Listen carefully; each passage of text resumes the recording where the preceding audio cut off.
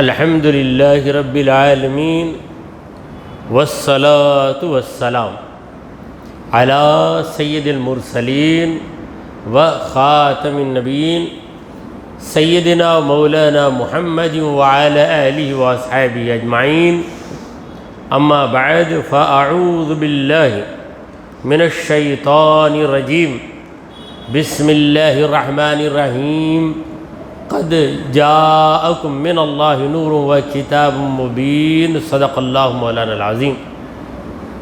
حاضرین محفل، السلام علیکم ورحمۃ اللہ وبرکاتہ۔ اللہ رب العزت جل وعلا کی ہم پر بے پناہ مہربانی ہے کہ اس نے ہمیں آقائے نامدار احمد مختار مدنی تاجدار دونوں جہاں کے سردار حضرت محمد مصطفیٰ رسول خدا صلی اللہ تعالی علیہ وآلہ وسلم کی بابرکت امت میں پیدا فرمایا۔ حضرات محترم، احادیث طیبہ کی تدریس و توضیح کا جو یہ سلسلہ جاری ہے، اس کو آگے بڑھاتے ہوئے آج کی اس محفل میں چند حدیثیں عرض کر رہا ہوں۔ اللہ کے پیارے نبی محمد عربی صلی اللہ تعالی علیہ وآلہ وسلم نے فرمایا، الید العلیٰ خیر من الید السفلیٰ، اوپر والا ہاتھ نیچے والے ہاتھ سے بہتر ہے۔ یہ ایک محاورہ ہے، اوپر والا ہاتھ دینے والا، نیچے والا ہاتھ لینے والا۔ مطلب یہ ہے کہ سخی بھکاری سے بہتر ہے۔ وہ بھکاری جو مجبوری کی وجہ سے لیتا ہے، اس کے بارے میں ہم کچھ نہیں کہہ سکتے، مگر جس کی عادت ہی پڑ گئی ہے کہ لوگوں سے لے، وہ بہتر نہیں۔ اور جب اوپر والا ہاتھ بہتر ہے، سخاوت کرنے والا ہاتھ بہتر ہے، تو جو چیز بہتر ہے اس کو اپنانے کا خیال ہمارے دل میں رہے۔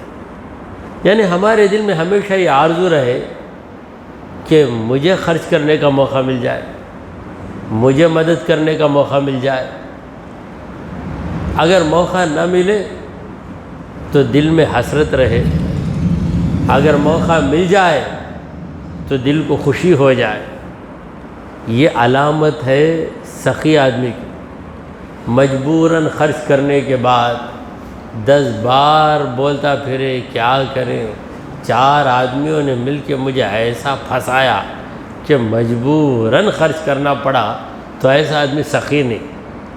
یہ آدمی مجبوری کی وجہ سے خیرات کر رہا ہے۔ بہرحال لینے والا ہاتھ دینے والا ہاتھ لینے والے ہاتھ سے بہتر ہے، اوپر والا ہاتھ نیچے والے ہاتھ سے بہتر ہے۔ تو بزرگان دین کے پاس ایک ادب یہ تھا کہ جب وہ اپنے بزرگوں کو ہدیہ دیتے، مثلاً آپ ہدیہ دے رہے ہیں آپ کے استاد محترم کو، یا پیر و مرشد کو ہدیہ دے رہے ہیں، یا کسی بھی بزرگ کو دیتے ہیں، تو ادباً اس طرح نہیں دیتے بلکہ اپنا ہاتھ نیچے کر لیتے۔ مثلا اپنے ہاتھ میں تحفہ رکھ کر یوں پیش کرتے ہیں تاکہ وہ اوپر سے اٹھائے تو ان کا ہاتھ اوپر ہو جائے اور ہمارا ہاتھ نیچے ہو جائے۔ یہ ادب و احترام۔ جن کے پاس بے ادبی ہوتی ہے فطرت میں، وہ اپنے استاذ کو، اپنے پیر کو، اپنے بزرگ کو دینے کے بعد کیا بھائی میں دیتا سو بھائی ان کو، میرا ہاتھ ہی چپ پر ان کا ہاتھ نیچے رہتا، تو ایسی بھی بے ادبی کرتے ہیں۔ مگر بزرگوں کے پاس یہ بات نہیں ہے۔ تحفہ دینا ہے تو یہاں تحفے کی بات نہیں ہے، یہاں پر جو بات ہے بھیک مانگنے والے بھکاری کے ہاتھ، بھکاری کی بات ہے۔ بھکاری اپنا ہاتھ دراز کرتا ہے اور دینے والا اس کی مدد کرتے ہوئے اس کا ہاتھ اوپر رہتا ہے۔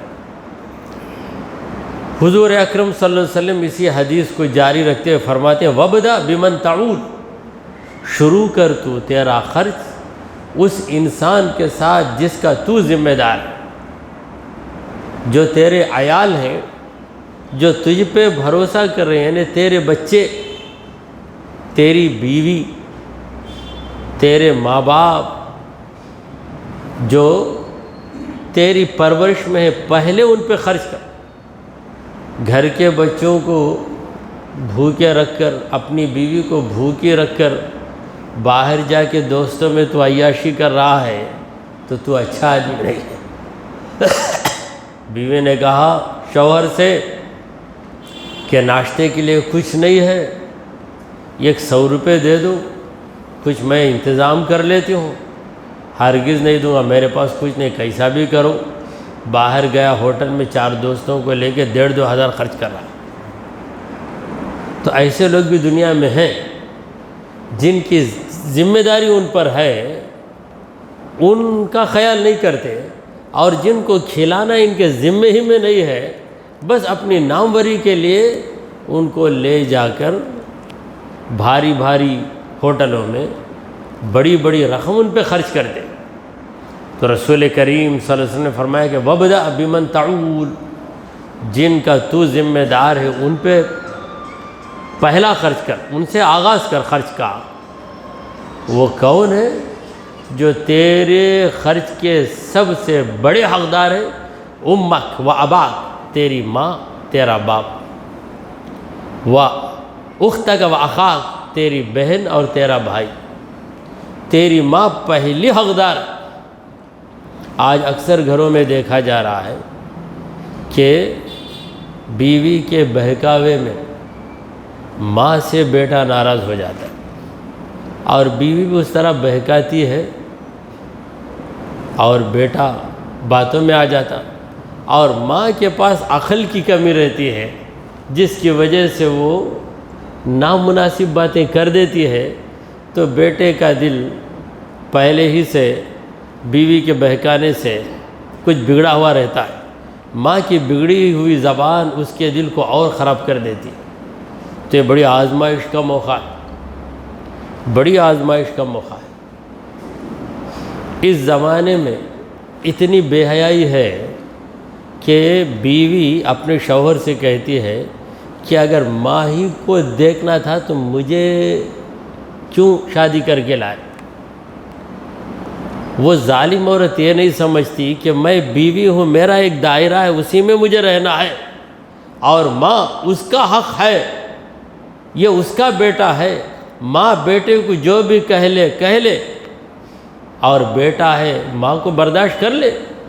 تو باہر والی ہے، بیوی بن کر آئی، شوہر کا حق ادا کر۔ اگر ماں گالی دیتی ہے بیٹے کو تو بولتی دیکھو میرے شوہر کو کچھ بولے میں چپ کے نہیں رہوں گی، منہ مار کے پھوڑ دوں گی۔ کس کا منہ؟ ماں کا منہ پھوڑ دیتی ہے، یعنی اتنا بڑھ گئی ہے۔ وہ 9 ماہ پیٹ میں رکھی، دودھ پلائی، بچپن میں بیماریوں میں لے کر ادھر ادھر بھاگی، اب اس کا دماغ کمزور ہو گیا، بی پی زیادہ ہے، کچھ بھی بک دیتی ہے، تب بولتے ہیں میرے شوہر کو فقط کچھ نہیں بولنا۔ ارے تیرا شوہر اب بنا، اس کا بیٹا کب سے ہے، وہ کیوں نہیں سوچتی؟ ایسے ہی معاملات ہمارے پاس آتے ہیں۔ ایک عورت یعنی بالکل جوان، 25 سال 26 سال کی، ہم سے کہہ رہی ہے کہ میں اپنے شوہر کے ساتھ زندگی گزاروں گی اس شرط پر۔ اس کی شرط کیا ہے؟ شرط یہ ہے کہ ماں ان کے ساتھ نہیں رہنا، ماں نہیں رہنا تب میں رہوں گی۔ اچھا پھر مجھے جو طلب کرتی ہوں وہ دے دینا، جو بچ گیا وہ کیا تو بھی کرنے دو۔ نہیں شوہر 20,000 کمائے گا تو 25,000 پوچھے گی، 25,000 اسے دے کر ماں کو کچھ دینا ہے تو میں اس میں دخل نہیں دیتی، مگر ماں میرے پاس نہیں آنا، اور وہ بھی 9 بجے کے اندر میرے پاس آ جانا۔ بار بار امی کے پاس جاتا ہوں یہ بول کے رات کو جانا آنا، ان کو ڈاکٹروں کے پاس لے کے پھرنا، تو پھر میرے سے کیوں نکاح کرے؟ اب اس لڑکی کو میں کیا جواب دوں؟ میں نے کہا کہ کچھ دیر سوچ کہ تیرا بیٹا بھی بڑا ہو کر تیری بہو کو لے آئے اور تیری بہو کہے کہ اماں کو باہر کر دو تبھی میں رہوں گی، تو اس وقت تیرے اوپر کیا گزرے گی؟ میں ویسا کرنے نہیں دوں گی، بولتی میں ویسا کرنے نہیں دوں گی۔ کیا کرنے نہیں دوں گی؟ آج جو کرے گی وہی گزرے گا۔ ایک 2 دن 3 دن سوچ لے، پھر اس کے بعد راستے پہ آ جاتے۔ تو بہرحال آج کل اس کی بنیاد، یہ جو غلطی کی جڑ ہے وہ لڑکی کے ماں باپ ہوتے۔ ماں باپ کو سمجھانا چاہیے کہ وہ کچھ بھی رہے، وہ ماں ہے، وہ ظلم بھی کر لے کچھ بھی کر لے، اس کا بیٹا ہے، تیرا شوہر، تو تیرے شوہر کی جو عزت کرنا ہے کر۔ ماں بیٹے کے معاملے میں تجھے کیا ضرورت ہے دخل دینے کی؟ تو رسول کریم صلی اللہ علیہ وسلم نے پہلا حق کس کا بتایا ہے؟ ماں کا۔ مگر بیوی کہتے ہیں ماں پر خرچ نہیں کرنا۔ ماں پر خرچ کیا تو کیا آرگومنٹ ہے اس کا؟ تب میرے سے کیوں نکاح کرے؟ ارے وہ ماں ہے، ماں سے نکاح نہیں کر سکتا نا، تو ماں نہیں تیرے سے نکاح کر لیا۔ اور پھر دوسری ماں کے بعد کس کا حق ہے؟ وہ ابا کا، تیرے باپ کا حق ہے۔ ماں کا خیال کر اور باپ کا خیال کر۔ بیوی بچوں کا تو خیال کرنا لازمی ہے، مگر اکثر لوگ کیا سمجھتے ہیں کہ شادی ہو جانے کے بعد بیوی بچوں کا خرچ سنبھالنا ماں باپ کی کیا ابھی ضرورت ہے؟ بلکہ وراثت کے اندر ماں باپ کا حق، اگر بیٹے کا انتقال ہو جائے، ماں باپ زندہ ہیں تو اس کی جائیداد میں باپ کو چھٹا حصہ، ماں کو چھٹا حصہ ملے گا۔ اور بیوی کو اگر اسے اولاد نہ ہو تو بیوی کو پاؤ حصہ جائے گا، اگر اولاد ہے تو بیوی کو 8واں حصہ جائے گا۔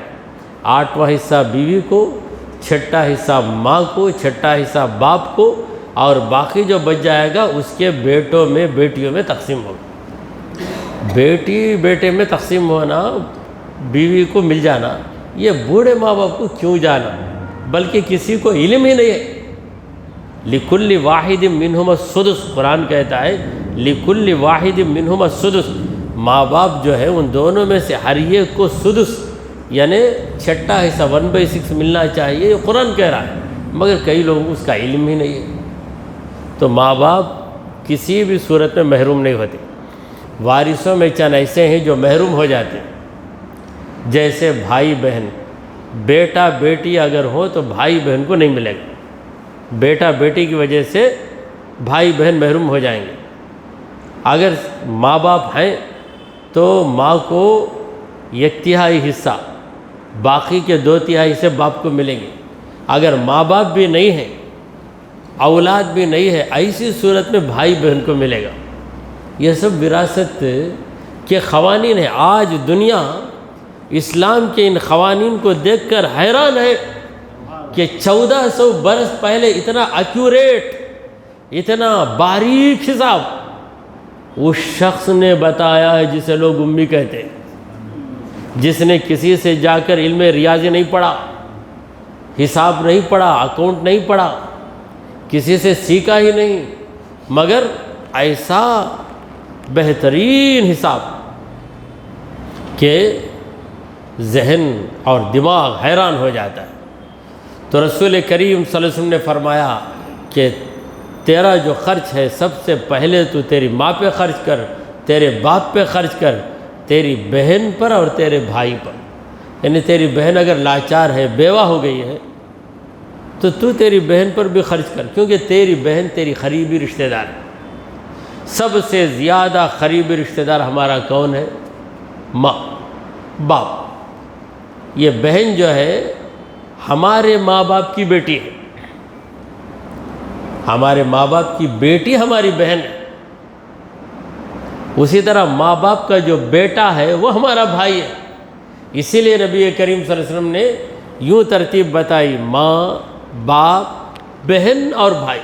بہن کو پہلے ذکر کیا، بھائی کو بعد میں ذکر کیا، کیونکہ بہن نازک ہے، صنف نازک ہے، عورت قابل رحم ہے، لہٰذا بہن کا خیال کر، پھر بھائی کا بھی خیال کر۔ وَأَدْنَاكَ فَأَدْنَاكَ، جو جتنا زیادہ قریب ہے اس کا اتنا زیادہ تو خیال کر۔ اگر کوئی رشتہ دار تیرے گھر آ جائے یا کسی رشتہ دار کی مدد کا تجھے موقع مل جائے تو خوش ہو جا کہ خدا نے تجھے دینے کے قابل بنایا، لینے کا محتاج نہیں بنایا، دینے کے قابل بنایا۔ شکر ہونا، فخر بالکل نہیں ہونا۔ دیکھو میں دے رہا ہوں، تو کہاں دے رہا، وہ دلا رہا ہے۔ اگر وہ الٹ دیا تو دینے والا لینے والا بن جائے گا اور لینے والا دینے والا بن جائے گا۔ ایسے ویسے کیسے کیسے ہو گئے، کیسے کیسے ایسے ویسے ہو گئے۔ فخر اللہ کو پسند نہیں، شکر گزاری کے ساتھ عاجزی بھی ہونا۔ میں کیا دیا بھائی، اس کا کرم ہو گیا، دلوا دیا۔ اگر اس کا کرم نہیں ہوتا تو میں کہاں دیتا، میں لینے کے لیے بڑھ جاتا، ویسی ضرورت پڑ جاتی مجھے۔ تو ہمیشہ شکر گزاری اور عاجزی۔ تو یہ حدیث ختم ہوئی، ایک اور حدیث سن لیجئے۔ اس حدیث، یہ جو حدیث آپ کو سنائی گئی ہے، اس حدیث کے راوی ہیں امام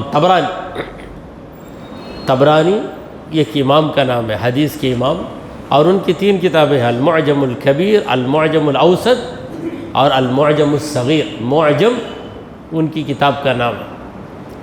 ابن ماجہ کی حدیث اب میں سنا رہا ہوں۔ ابن ماجہ صحاح 6 میں سے ایک کتاب ہے۔ بخاری، مسلم، ترمذی، نسائی، ابو داؤد اور ابن ماجہ۔ اللہ کے پیارے نبی محمد عربی صلی اللہ علیہ وسلم نے فرمایا، اقیموا حدود اللہ فی القریب والبعید، اللہ کی حدوں کو قائم کرو، قریب میں بھی، رشتہ دار میں بھی اور دور کے انسان میں بھی۔ اللہ کی حد کا مطلب جو سزا اللہ نے مقرر کر دی ہے اسے حد کہتے ہیں۔ چور کی سزا کیا ہے؟ ہاتھ کاٹ دیا جائے، یہ حد ہے۔ چور کا ہاتھ کاٹ دینا، اسے کیا کہتے ہیں شریعت میں؟ حد۔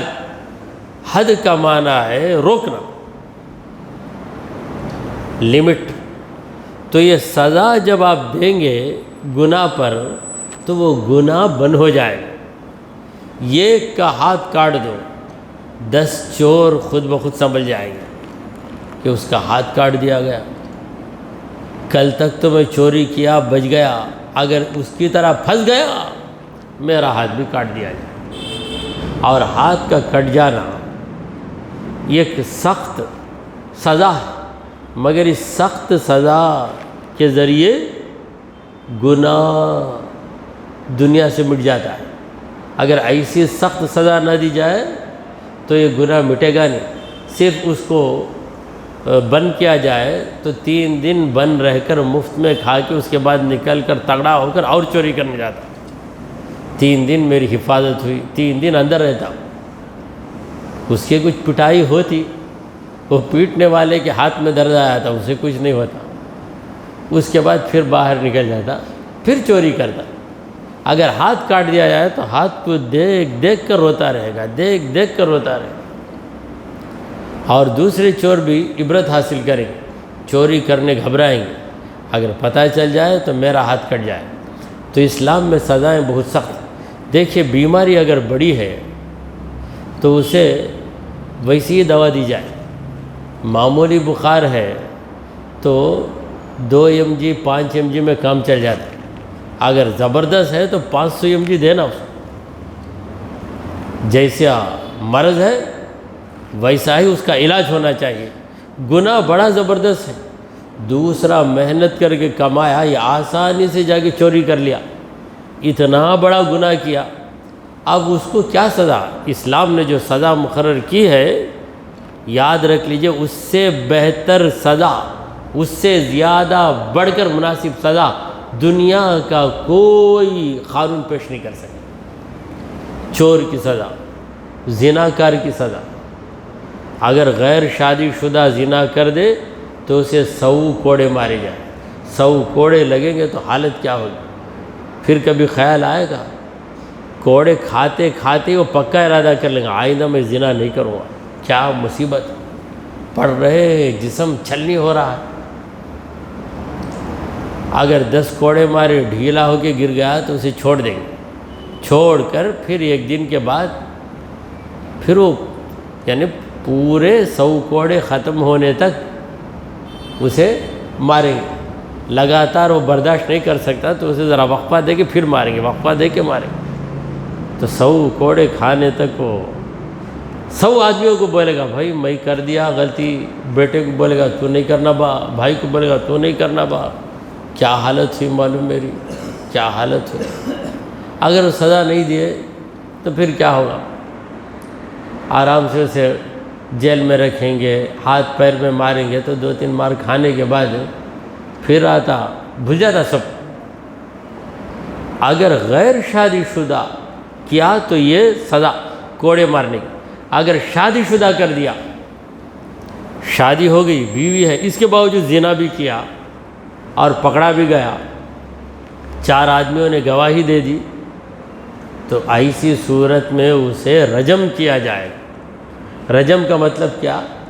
یہ گڑھا کھود کر اس میں اسے اتار کر اس پر پتھر ماریں، پتھر مارتے رہیں گے، پتھر کھانا، ادھر بھاگ ادھر بھاگ، جو بھی کرتا کر۔ اگر زیادہ بھاگ رہا ہے تو کچھ گڑھا ذرا گہرا کھود دیں گے تاکہ بھاگنے نہ پائے۔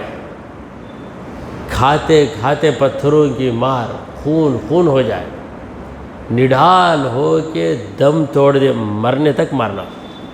تو یہ ایک آدمی اگر مر گیا، شادی شدہ زنا کا جرم ثابت ہو گیا، اس پہ یہ سزا قائم کی گئی، اسی کا نام ہے حد قائم کی گئی، تو لوگ دیکھیں گے۔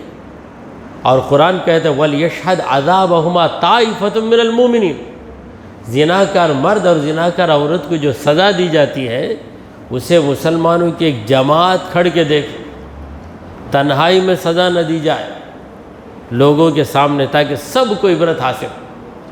اگر کوئی زنا کا عادی ہے مگر اس کا جرم باہر نہیں آیا، وہ دیکھے گا تو دل ہی دل میں پکا ارادہ کر لے گا کہ آئندہ ایسا میں نہیں کروں، خود ہی سدھر جائے گا۔ وَلَكُمْ فِي الْقِصَاصِ حَيَاةٌ يَا أُولِي الْأَلْبَابِ۔ اے عقل والو، قتل کی جو سزا ہے، یہ قاتل کو سزا دے دو تو کئی قتل بند ہو جائے گا۔ اگر ایک قاتل کو معاف کر دو تو پھر قتل کا گناہ جاری و ساری رہے گا۔ تو بہرحال اللہ کے پیارے حبیب صلی اللہ علیہ وسلم فرماتے ہیں کہ اے مومنو، اللہ کے سزاؤں کو جاری رکھو۔ یہ حکم کسے ہے؟ حاکموں کو۔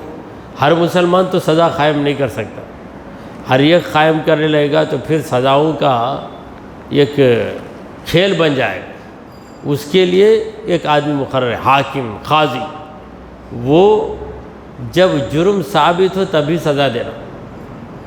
ان کی باتیں، ہوا میں اڑنے والی باتیں سن کر سزا دینے کی بالکل اجازت نہیں ہے۔ جرم پکے طور پر ثابت ہو جائے، یقین ہو جائے کہ اس نے یہ جرم کیا ہے، تب اسے سزا دی جائے گی۔ اس کے لیے ایک طریقہ یہ ہے کہ مجرم خود آ کر کہہ دے کہ میں نے یہ جرم کیا ہے، یا 4 آدمی آ کے گواہی دے اور چاروں کی گواہی یکساں ہو۔ حضور اکرم صلی اللہ علیہ وسلم فرماتے ہیں کہ فی القریب والبعید، تمہارا جو رشتہ دار ہے اگر وہ جرم کیا تو اس کو بھی سزا دو، اور دور کا آدمی یعنی اجنبی آدمی وہ جرم کرے اسے بھی سزا دو۔ اگلے زمانے میں حاکموں کی عادت، اور آج کل بھی ویسی عادت ہے کہ باہر کا آدمی غلطی کر دے تو اس کو پوری سزا دیتے، ڈبل بھی سزا دیتے۔ خود کا آدمی کر دے تو کسی نہ کسی بہانے سے اسے بھگا دیتے، اور اس کے جرم پہ پردہ ڈال کر اس کی حفاظت کر دیتے۔ حضور صلی اللہ علیہ وسلم فرماتے ہیں کہ اگر اپنے رشتہ داروں کو چھوڑو تو گناہ بند نہیں ہوگا، رشتہ داروں کے ذریعے گناہ پھیلے گا۔ لہٰذا غلطی کرنے والا تمہارا رشتہ دار ہو یا اجنبی آدمی ہو، دونوں پہ سزا کو جاری کرو۔ دیکھیے ہمارے نبی کریم صلی اللہ علیہ وسلم نے فرمایا لو سرقت بنتی فاطمۃ لقطعت یدہا، میری بیٹی فاطمہ اگر چوری کر دیتی تو میں اس کا ہاتھ کاٹ دیتا۔ کتنی بڑی بات ہے۔ سرکار دو عالم صلی اللہ علیہ وسلم کے زمانے میں یہ ایک شریف گھرانے کی عورت نے چوری کی، بہت شریف گھرانہ، مالدار لوگوں کا گھرانہ، مگر اس عورت کے اندر عادت تھی، چوری کر دی، پکڑے گئی۔ اب اس کو حضور صلی اللہ علیہ وسلم کے پاس لایا گیا، تحقیق کی گئی، سب نے گواہی دی اور اس نے بھی مان لیا کہ میں چوری کی ہوں۔ تب حضور اکرم صلی اللہ علیہ وسلم نے کہا کہ اس عورت کا ہاتھ کاٹ دیا جائے، اور اس عورت کا نام تھا فاطمہ۔ لوگ سرکار دو عالم صلی اللہ علیہ وسلم کے پاس کچھ کہنے کی ہمت نہیں ہو رہی تھی لوگوں کو، کیونکہ رسول کریم صلی اللہ علیہ وسلم بڑے نرم، مگر جہاں اللہ کا قانون قائم کرنے کا وقت آتا تو حضور سے بڑھ کر کسی کو گرم دیکھ نہیں سکتے تھے لوگ، تو ڈر کر حضرت اسامہ کے پاس آئے۔ حضرت اسامہ حضور اکرم صلی اللہ علیہ وسلم کے بہت چہیتے تھے، اسامہ بن زید، ان کے پاس آ کر کہنے لگے، اسامہ دیکھو رسول کریم صلی اللہ علیہ وسلم تمہاری ہر بات مان لیتے ہیں، ہماری عزت کا سوال ہے، ذرا جاؤ، اس کے لیے جتنا بھی جرمانہ ہے ہم دینے کے لیے تیار ہیں، مگر اس کا ہاتھ کاٹ دیں گے تو زندگی بھر رسوائی ہو جائے گی، اس کے شوہر کے پاس، اس کے رشتہ داروں کے پاس۔ تو حضرت اسامہ گئے، جا کر رسول کریم صلی اللہ علیہ وسلم سے سنایا، یا رسول اللہ، وہ لوگ بہت عزت والے ہیں، عزت کے لیے مر رہے ہیں، آپ ہاتھ کاٹنے کے ماں سوا جو بھی سزا دیجئے وہ منظور ہے، بھاری رقم بھی آپ طلب کیجئے وہ دے دیں گے، لے کر وہ رقم کچھ بھی کر سکتے۔ سرکار دو عالم صلی اللہ علیہ وسلم کا چہرے مبارک سرخ ہو گیا۔ اسامہ سے کہا، ہے اسامہ، اللہ کے قانون میں کیا تو تبدیلی لائے گا؟ تو حضرت اسامہ بھی سہم گئے۔ تب رسول کریم صلی اللہ علیہ وسلم نے کہا کہ شریف خاندان کی فاطمہ، کتنا شریف خاندان، محمد کے خاندان کی فاطمہ ہو بھی تو میں وہی کروں گا۔ لو سرقت بنتی فاطمہ، میری بیٹی فاطمہ اگر چوری کرے، حضور کی بیٹی تو چوری نہیں کرے گی، یہ یقین ہے، قرآن کی روشنی میں یقین ہے، کیونکہ قرآن کہتا ہے کہ انما یرید اللہ لیذھب عنکم الرجس اہل البیت ویطہرکم تطہیرا، اے نبی کے گھر والو، اللہ تم کو ہمیشہ پاک رکھنا چاہتا ہے۔